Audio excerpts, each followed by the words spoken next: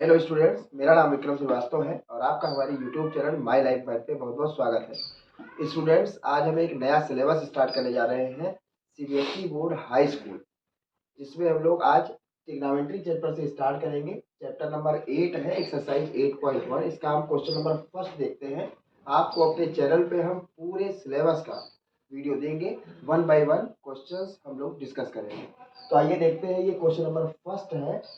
In triangle ABC, right angled at B, AB is equals to 24 centimeter, BC is equals to 7 centimeter. Determine first part में sign ए कास ए और second part में sign सी कास सी। तो first of all इसमें जितने भी triangle की हम लोग बात करते हैं वो राइट ट्राइंगल की बात करते हैं। राइट ट्राइंगल हम उसको कहते हैं जब किसी ट्राइंगल में एक एंगल कितना हो 90 डिग्री। तो ये हमारा हो गया 90 डिग्री। क्या कह रहे हैं? Triangle ABC right angled at B. Right angled at B means जो राइट एंगल बनेगा जहां पे 90 डिग्री बनेगा वो जो वर्टेक्स होगा वो क्या होगा? बी होगा। ए और सी के बारे में कोई इंफॉर्मेशन नहीं है, तो जहां हमारी इच्छा हो ए को एज्यूम कर लें और जहां इच्छा हो हमें सी को एज्यूम कर लें। अब इसमें इंफॉर्मेशन क्या गिवन है? A B is equal to 24 centimetre, यानी कि ए बी जो दिया हुआ है हमें वो 24 सेंटीमीटर है and B C is equal to 7 centimetre. तो BC की वैल्यू कितनी जाएगी हमारी? 7 हो जाएगी। अब डिटरमाइन करना है, तो डिटरमाइन करने से पहले आप इसको देखिए कि इसमें AB की वैल्यू तो गिवन है, BC की वैल्यू गिवन है, बट AC जो थर्ड साइड है इसकी वैल्यू हमें गिवन नहीं है। तो एक होता है पाइथागोरस थ्योरम। पाइथागोरस थ्योरम से हम थर्ड साइड जो भी इसमें हो उसमें हम फाइंड कर सकते हैं। तो पहले हम लोग पाइथागोरस थ्योरम लिखते हैं। By Pythagoras theorem. Pythagoras theorem होता क्या है? जो 90 डिग्री होता है इसका जो अपोजिट साइड होता है इसका स्क्वायर अदर टू साइड के स्क्वायर के सम के इक्वल होता है। तो देखिए इसमें 90 डिग्री बी पर बनना है, इसका अपोजिट साइड कौन सा है? AC। तो इसका स्क्वायर जो होगा AC का स्क्वायर वो रेस्ट जो अदर टू साइड्स है इन दोनों के स्क्वायर के सम के इक्वल होगा। यानी कौन सा? AB बचा और BC बचा। तो AB square plus BC square. अब इसमें AC की वैल्यू फाइंड ही करना है, तो इसको ऐसे ही लिखा रहने दे। AB की इंफॉर्मेशन हमें गिवन है 24, तो 24 स्क्वायर एंड BC की इंफॉर्मेशन हमें गिवन है 7 सेंटीमीटर, तो ये 7 हो जाएगा स्क्वायर। 24 का स्क्वायर जब करेंगे आप 24 को 24 से मल्टीप्लाई करेंगे तो 576 आएगा और 7 का जब स्क्वायर करेंगे तो कितना आएगा? 49 आएगा। Means AC square equal to आ गया, जब इसको ऐड करेंगे आप तो 625 आएगा। AC का जब स्क्वायर रूट लेंगे तो 625 का स्क्वायर रूट कितना होता है? 25 होता है। मीन्स हमें AC की वैल्यू मिल गई। पाइथागोरस थ्योरम से जो राइट ट्रायंगल होता है पाइथागोरस थ्योरम से किन्हीं भी दो साइड की वैल्यू अगर हमें गिवन है तो थर्ड साइड की वैल्यू हम इजीली फाइंड कर सकते हैं। अब हमें तीनों साइड्स मिल गई, AC की वैल्यू भी मिल गई, BC भी मिल गया, AB भी मिल गया। हमसे क्या पूछा जा रहा है? साइन A की वैल्यू। फर्स्ट पार्ट में साइन A कहां से? तो देखिए फर्स्ट पार्ट में क्या पूछा जा रहा है? Sine A। भाई आपको ये फार्मूला याद होना चाहिए। साइन A इसका फार्मूला ओवरऑल कितने ट्रिग्नोमेट्रिक रेशियोज होते हैं? साइन, कास, टैन, काट, सेक और कोसेक, ये 6 ट्रिग्नोमेट्रिक रेशियोज होते हैं। तो साइन A की का जो फार्मूला है वो आप फार्मूला शॉर्टकट में आप याद कर लीजिए, PVP अपान HHB। PVP अपान HHB इसको हम याद करने का तरीका बता दें। तरीका है पंडित बद्री प्रसाद हरे हरे बोल। पंडित बद्री प्रसाद हरे हरे बोल। तो इसमें जो ये फर्स्ट वाला है, फर्स्ट वाला ये P अपान H यानी परपेंडिकुलर अपान हाइपोटेनियस। सेकेंड है बेस अपान हाइपोटेनियस। थर्ड है perpendicular upon base. Fourth base upon perpendicular. Fifth hypotenuse upon base and sixth hypotenuse upon perpendicular. तो इसमें आपको ट्रिग्नोमेट्रिक रेशियोज की जो सीक्वेंस है साइन, कास, टैन, काट, सेक और कोसेक ये याद होना चाहिए। साइन, साइन के लिए P अपान H, कास के लिए B अपान H, टैन के लिए P upon B। Fourth number नीचे से स्टार्ट होगा, काट बेस अपान परपेंडिकुलर, फिर sec hypotenuse upon base and cosec hypotenuse upon perpendicular. ये छह का सीक्वेंस है। अब इसमें P upon H, P upon H। अब इसमें P क्या है? देखिए 90 डिग्री जो है इसके अपोजिट जो साइड है इसको बोलते हैं हाइपोटेनियस। और हमें एंगल कितने की बात कर रहे हैं? एंगल हम बात कर रहे हैं ए की। तो जो हाइपोटेनियस से अटैच्ड जो साइड होता है इसको हम लोग बोलते हैं बेस। ये हमारा बेस हो गया। तो ये हमारा हाइपोटेनियस है, ये हमारा बेस है। अब हाइपोटेनियस बेस क्लियर हो गया तो ये हमारा क्या बनेगा? परपेंडिकुलर। एंगल पे ही डिपेंड होता है कि कौन सा हमारा बेस है और कौन सा हमारा परपेंडिकुलर है।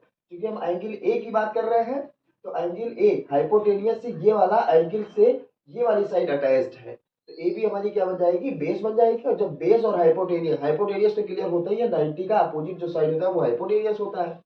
और जो एंगल के द्वारा जो भी साइड हाइपोटेनियस से अटैच्ड हो उसको हम लोग बेस बोलते हैं। तो बेस ये हो गया, ये क्या हो गया? परपेंडिकुलर।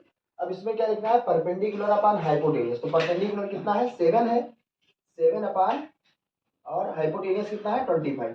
तो साइन ए की वैल्यू कितनी आ जाएगी? 7 अपॉन 25। अब इसमें पूछ रहे हैं कास ए की वैल्यू। अब कास ए का फर्स्ट ऑफ ऑल आपको फार्मूला लर्न होना चाहिए, बी अपॉन एच। अब एंगल ए ही है तो बेस इसके लिए भी यही वर्क करेगा और इसमें बेस की वैल्यू ही फाइंड करना है। तो बेस कितना है? 24 और हाइपोटेनियस मीन्स 25। ये हुआ साइन ए की वैल्यू 7 अपॉन 25 एंड कास ए की वैल्यू 24 अपॉन 25। सेकेंड जो इसका पार्ट है वो सेकेंड पार्ट है साइन सी की वैल्यू पूछ रहा है, साइन सी। अब यहाँ एंगल ए की बात नहीं कर रहे हैं, एंगल सी की बात कर रहे हैं। अगर इस क्वेश्चन में देखा जाए साइन सी की वैल्यू फाइंड करने के लिए तो हाइपोटेनियस तो हमारा वही होगा, 90 का जो अपोजिट साइड होता है वो हमारा हाइपोटेनियस होता है। हाइपोटेनियस से अभी एंगल के द्वारा कौन सा साइड अटैच्ड है? क्योंकि एंगल सी की बात कर रहे हैं तो इसमें हमारा जो भी अटैच्ड है वो हमारा क्या बन जाएगा? बेस। ये परपेंडिकुलर नहीं, अब ये बेस हो गया और जो बेस था वो क्या बन गया? परपेंडिकुलर बन गया। साइन सी फार्मूला तो हमारा साइन के लिए वही होता है, पी अपॉन एच, यानी परपेंडिकुलर अपॉन हाइपोटेनियस।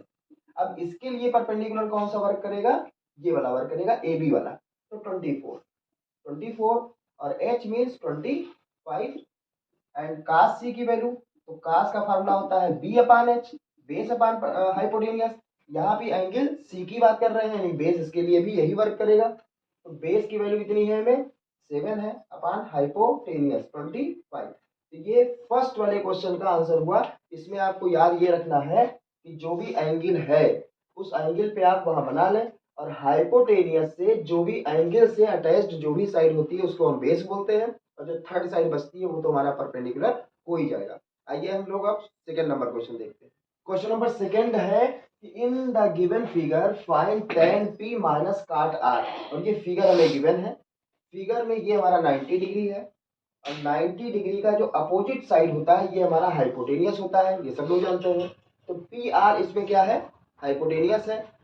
परपेंडिकुलर और बेस ये डिपेंड करेगा कि हमें कौन सा एंगल कैसे निकालना है।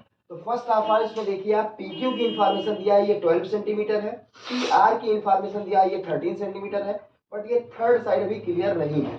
तो बाई पाइथागोरस थ्योरम, बाई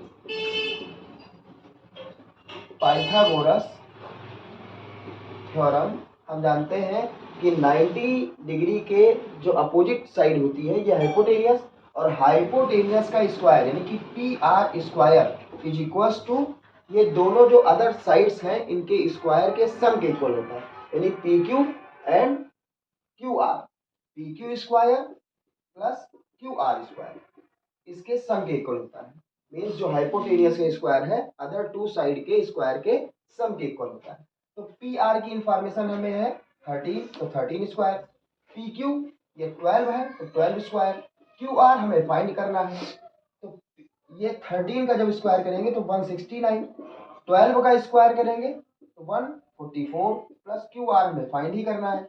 144 को इस साइड आप लेके आएंगे तो 169 minus 144 is equal to Q R square हो जाएगा। 169 में से 144 जब माइनस होगा तो बचेगा 25, तो Q R square, Q R की वैल्यू अगर निकालेंगे तो 25 का स्क्वायर रूट और 25 का स्क्वायर रूट 5 होता है। मीन्स हमें थर्ड साइड भी मिल गई 5 सेंटीमीटर। अब हमें वैल्यू किसकी फाइंड करनी है? tan p माइनस काट r। तो tan के लिए फार्मूला हमने आपको क्या बताया था? PBP अपान HHB। तो tan के लिए होता है परपेंडिकुलर अपान बेस। क्या होता है? परपेंडिकुलर अपान बेस। अब P, तो tan P के लिए ये वाला हमारा, ये हाइपोटेनियस सही है और ये हमारा क्या बन गया? बेस बन गया, और ये हमारा परपेंडिकुलर हो गया। हम अभी इसकी बात कर रहे हैं, ये हमारा बेस है, ये हमारा हाइपोटेनियस है। tan के लिए बात कर रहे हैं क्योंकि इसमें tan P है, इसमें काट R है। तो P के लिए जब बात करेंगे तो हाइपोटेनियस से हमारा ये वाला साइड अटैच्ड है, तो जो भी अटैच्ड है वो हमारा बेस है और थर्ड साइड हमारी परपेंडिकुलर। tan के लिए फार्मूला क्या होता है? परपेंडिकुलर अपान बेस। तो परपेंडिकुलर कितना है? 5 है और बेस कितना है? 12। माइनस काट के लिए होता है बेस अपान परपेंडिकुलर, लेकिन आर की वैल्यू दिया है तो यहाँ पे हम पी को हटा दें और यहाँ पे आर। अब यहाँ पे ये हमारा हाइपोटेनियस है और हाइपोटेनियस से ये वाली साइड क्या हुई? अटैच्ड हो गई। जो भी अटैच्ड हो गई वो हमारा बन गया बेस और ये बन गया हमारा परपेंडिकुलर। तो tan आर की वैल्यू, काट आर, तो काट की वैल्यू होती क्या है? फार्मूला क्या होता है? Base upon perpendicular. तो बेस कितना है इसके लिए? 5 है और परपेंडिकुलर कितना है? 12 है। ये भी 5/12 आया, ये भी 5/12। उसका रीजन क्या है? क्योंकि यहाँ पे एंगल P था, यहाँ पे एंगल R था, इससे बेस और परपेंडिकुलर आपस में एक्सचेंज हो गए। तो 5/12 में से 5/12 ही चला जाएगा तो कितना बचेगा? 0 बचेगा। तो कभी भी आपको इस टाइप के कोई क्वेश्चन दिखे तो उसके लिए पहले आप ये कंफर्म कर लें कि इसमें बेस कौन है, परपेंडिकुलर कौन है। एक बार फिर से बता दें कि जो हाइपोटेनियस होता है उससे जिस एंगल से दूसरी साइड अटैच्ड होती है वो हमारी बेस होती है और जो थर्ड साइड होती है वो हमारी परपेंडिकुलर होती है। अगर वीडियो अच्छी लगी हो तो आप में इसको वीडियो को लाइक करें, शेयर करें और चैनल पर नए हैं तो चैनल को सब्सक्राइब करें। बहुत बहुत धन्यवाद।